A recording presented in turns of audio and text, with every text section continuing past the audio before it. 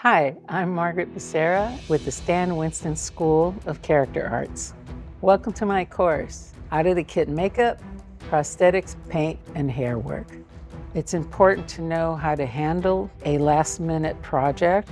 Sometimes you end up in a job where one day you're not doing too much, the next day they want a totally different character, and you have to be able to pull it out of the kit.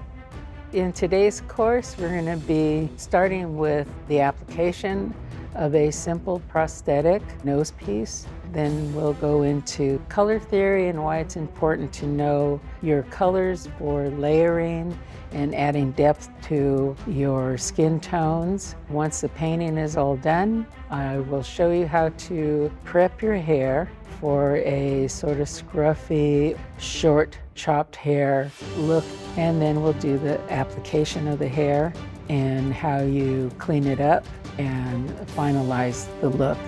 I'm real happy to be here and to show you the way I do my techniques.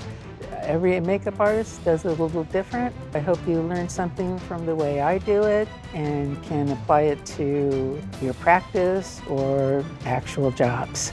So let's get started.